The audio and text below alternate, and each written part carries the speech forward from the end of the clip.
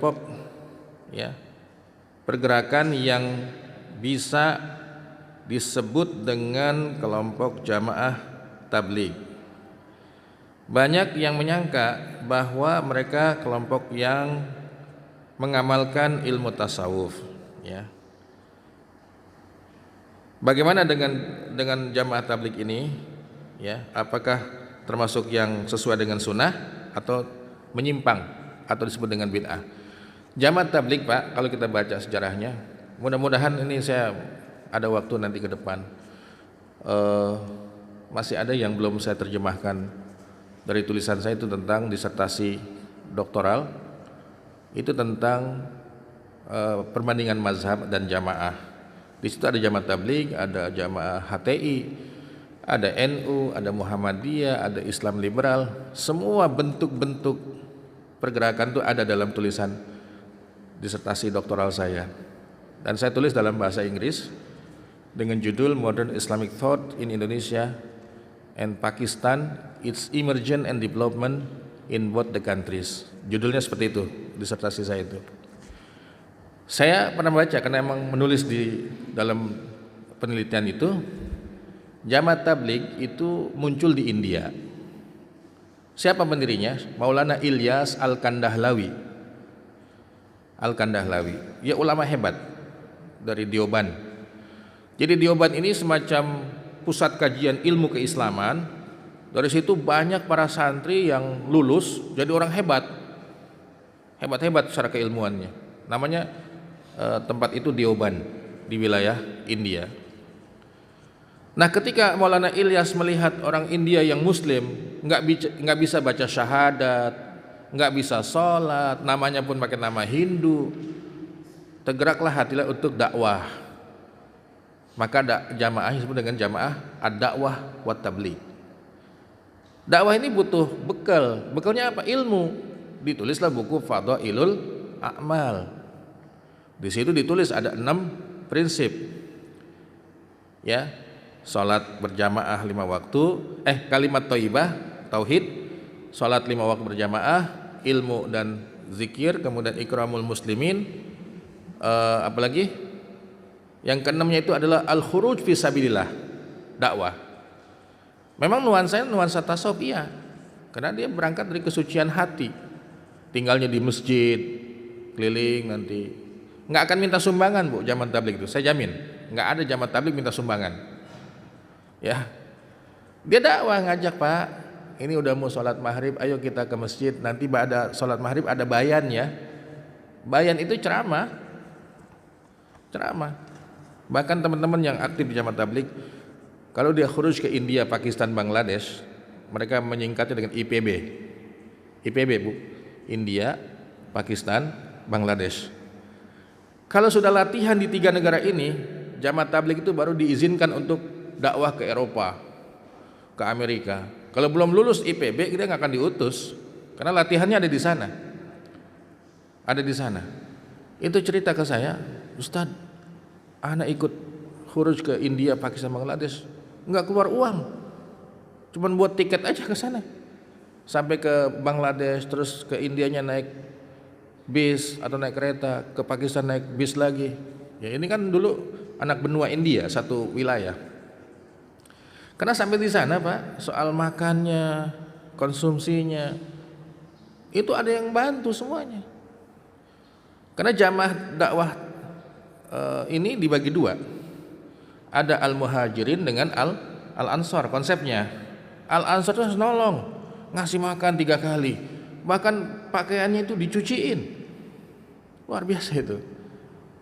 Dulu ada mantan menteri agraria itu Pak siapa ya, Pak Maimun ya, itu anaknya disekolahkan ke Amerika kuliah, itu tatonya seluruh badan tuh dia punya tato, pulang pakai gamis.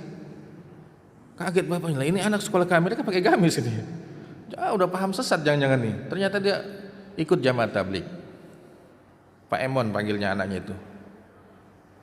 Akhirnya ayahnya ikut, pas dia pensiun diajak khuruj ke Thailand, dikhidmat sama anaknya, makan disuapin, karena udah tua udah pakai tongkat jalan tuh.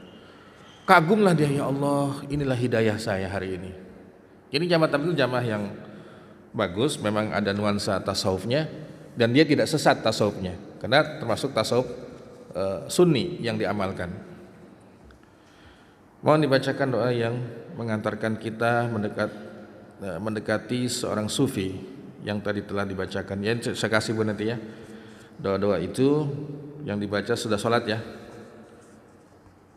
Kemudian saya mau bertanya, pernah mendengar pada suatu taklim apabila ada orang yang berselawat maka akan dijawab oleh Rasul walaupun Rasulullah SAW sudah meninggal dunia, yaitu malaikat yang menyampaikan kepada Rasul. Betul, ada malaikat yang ditugaskan. Dimanapun umatnya berselawat pada Muhammad itu sampai kepada Rasul di Madinah. Itulah kehebatan Rasulullah. Nah ini harus iman yang menjawab, bukannya otak, bukan akal. Karena keimanan kita itu semuanya unlogic, sesuatu yang berkaitan dengan yang tidak masuk akal. Coba aja, ya. Contoh gini, kalau saya tanya, ibu cinta sama Nabi Muhammad, cinta nggak? Mantap nggak cintanya sama Nabi Muhammad? Pernah ngeliat mukanya? Enggak. Ukuran manusia biasa itu mustahil kita cinta, nggak lihat mukanya. Nabi Muhammad kita tahu hanya katanya. Seorang Rasul diutus, Nabi penutup namanya Muhammad, panutan kaum muslimin. Udah kita yakin dengan seyakin-yakinnya. Ada apa dengan manusia ini? Rasulullah SAW. Allah menciptakan namanya Nur Muhammadi, cahaya Nabi Muhammad SAW. Selalu bercahaya Nabi Muhammad itu dalam hati kita. Semakin banyak selawat maka cahaya itu semakin terang, Bu. Itulah casnya. Dicas lagi selawat kita itu, ya. Ada memang malaikat yang menyampaikan salam dan selawat kita kepada Rasulullah SAW di Madinah. Pertanyaannya adalah apakah orang yang berselawat dijawab langsung saat itu atau nanti pada hari kiamat? Ini kedua lanjutannya. Selawat kita untuk apa sih? Supaya kita mendapatkan syafaat. Jawabannya adalah dapat syafaat atau enggak kita. Itu hasil selawat kita. Dan selawat pada Nabi bagian daripada bentuk cinta. Bapak Ibu, cinta Rasul itu ada 4 ya. Cinta Rasul itu ada 4. 1, mengamalkan sunnahnya. Yang kedua, berselawat kepadanya sebanyak-banyaknya. Yang ketiga, mencintai para sahabatnya. Karena Nabi menyatukan dirinya dengan sahabat. Siapa yang membenci sahabatku, dia telah benci kepada saya. Siapa yang mencintai sahabatku, dia cinta kepada saya. Maka Nabi dan sahabat nggak boleh dipisah-pisah. Bentuk cinta kita sebagai ahli sunnah wal jamaah, setiap nama sahabat disebut, otomatis kita mengucapkan radhiyallahu anhu. Ini doa, semoga Allah meridhai para sahabat. Itu. Yang keempat adalah menjaga status kedudukan Nabi Muhammad SAW. Nabi Muhammad itu nggak ada celah kekurangannya, nggak ada. Qudwah hasanah. Nabi Muhammad Nabi penutup. Kalau ada yang ngaku Nabi, mau diapain sama kita? Ada orang ngaku Nabi, Bu, Ahmad Musaddiq. Ini kalau dia datang ke sini kita tangkap kali ya. Aku Nabi enak aja. Apa bukti kenabian kamu? Saya tapak di Gunung Gede, dapat wahyu dari Allah. Kayak apa wahyunya? Ya datang aja dapat ilham. Wah nggak bisa. Wahyu itu bukan kalimat biasa. Beban Nabi aja sampai jatuh kalau dapat wahyu. Untanya jatuh nggak kuat bangun. Inna sanulqi alaika qaulan saqila. Quran itu perkataannya sangat berat dulu waktu diterima oleh Nabi SAW. Jadi kayak kemarin lah yang terbaru itu, Presiden Prancis mendukung orang yang menghina Nabi Muhammad. Kan demo di mana-mana. Ya kan sampai di Jordania, di Arab Saudi, di Emirat itu produk Prancis yang sudah masuk di itu dibeli, dimusnahkan. Ya. Kemudian boykot produk Prancis. Nah, ini kan bentuk cinta kita pada Rasulullah. Nabi Muhammad nggak bisa digambar, Bu, nggak bisa, nggak akan sesuai hayalan manusia itu. Makanya orang-orang jil ini yang menjadi permasalahan dalam kehidupan kita ini.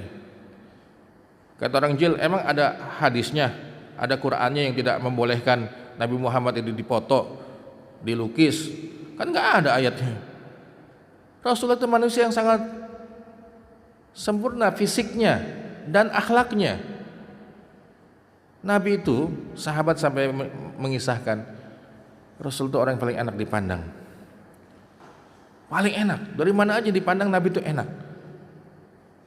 Ibu bisa bayangin dah, Nabi Yusuf itu ketika diutus, wanita yang sedang ngiris bawang, kepotong, putus nih jarinya, nggak terasa. Kagum terhadap ketampanan Nabi Yusuf. Dan dikisahkan dalam hadis, setelah Nabi Yusuf Allah ciptakan, itu kegantengan yang 50% dibagi-bagi kepada laki-laki sampai hari kiamat. Ini kita tinggal berebut yang setengah ini, Pak nih. Makanya pas-pasan kita udah diambil sama Nabi Yusuf.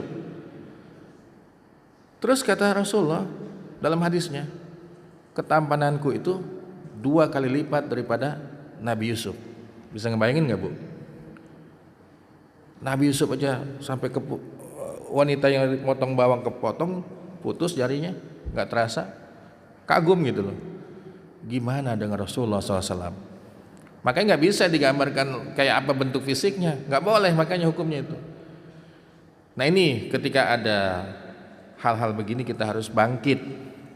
Makanya ajakan-ajakan aksi ini, demo ya, lihat judulnya, kalau berkaitan dengan kesucian agama kita, ya kita wajib.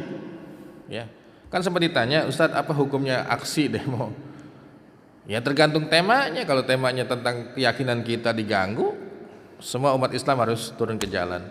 Ya, saya kira itu jawabannya dan mudah-mudahan bisa diterima dan difahami. Jazakumullah khairan. Walakum minkum. Assalamualaikum warahmatullahi wabarakatuh.